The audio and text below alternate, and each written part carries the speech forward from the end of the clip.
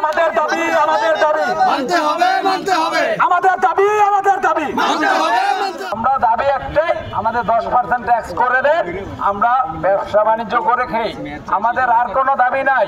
তো একটাই আবেদন যে সর্বশেষ আমরা বাঙালি, আমরা ভ্যাট ট্যাক্স দিই দেশে, আমরা নাগরিকত্ব সবকিছু আমাদের আছে। এখানে কিছু মনে করেন বিদেশি ষড়যন্ত্র আছে, দেখা যাচ্ছে যে আজকে আমাদের এই দাবিটা নিয়ে আমরা অনেক দিন ধরে রাস্তায় আলোচনা করতেছি মিডিয়ার মাধ্যমে, কোনো জায়গায় আমাদেরকে এখনো ডাকছে না যে আপনারা আসেন বসেন, শুধু আমাদের উপরে তারা 57% 59% ট্যাক্সের ব্যাপারে আলোচনা করতেছে। আরে ভাই 57% 59% ট্যাক্স এটা তো কোনো দেশেই সম্ভব না। আলোচনা করে আমাদের 15%-এর জায়গায় 17% করেন, তাও আমরা মেনে নেব।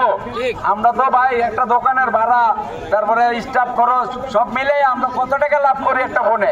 সর্বোচ্চ 1 থেকে 1,500 টাকা।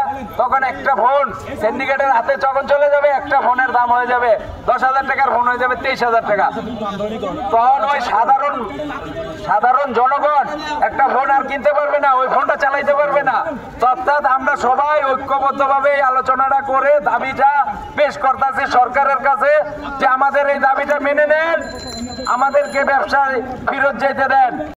প্রথমেই বলতে চাচ্ছি যে 9টা সিন্ডিকেট, এই 9টা সিন্ডিকেটের মধ্যে প্রথম একটা সিন্ডিকেট হচ্ছে এই যে দেখেন, হচ্ছে বিমেক্স একটা ফোন। হ্যাঁ, এখানে লেখা আছে অবৈধ হ্যান্ডসেট থেকে বিক্রয় থেকে বিরত থাকুন, বিআরটিসি অনুমোদিত।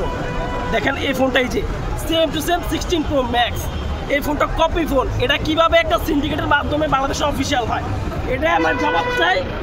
এই যে এই কপি ফোনটা কিভাবে আমাদের বিআরটি এটাকে অনুমোদিত দেয়, কিভাবে এই ফোনটা বাংলাদেশে অফিসিয়ালি হয়, কিভাবে হয় 16 Pro Maxটা যে কপি 16 Pro Max এটা কিভাবে বাংলাদেশে বৈধ হয়?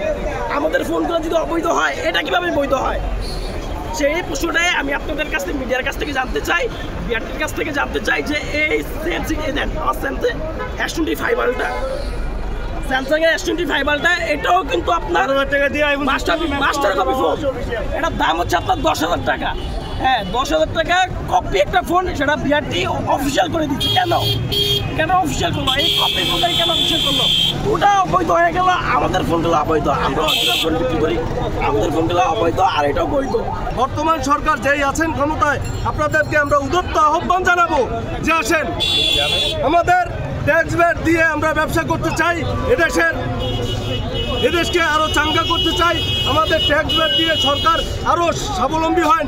আপনি একটা বছর করে দেখেন আমাদের সাথে যে 57% ট্যাক্স কমিয়ে 10% 5% নিয়ে আসেন, ইনশাল্লাহ দেশের আরও উন্নতি হবে। আমাদের এখানে টোটাল বাংলাদেশে 25 লক্ষ প্লাস ব্যবসায়ী আছে, 25 লক্ষ অধিক ব্যবসায়ী আছে এবং তাদের পরিবার আছে। সকলেরই প্রত্যেকেরই ব্যাংক লোন আছে, সেটা হতে পারে 25, 30, 1 কোটি 2 কোটি টাকা পর্যন্ত ব্যাংক লোন আছে। প্রত্যেকটা মানুষ রাজপথে নেমে আসবে এবং আমাদের সাথে সাধারণ জনগণ যারা আছে তারাও আমাদের সাথে একত্রতা প্রকাশ করছে। একটা ফোনের 58% ট্যাক্স কোনোদিন হতে পারে না।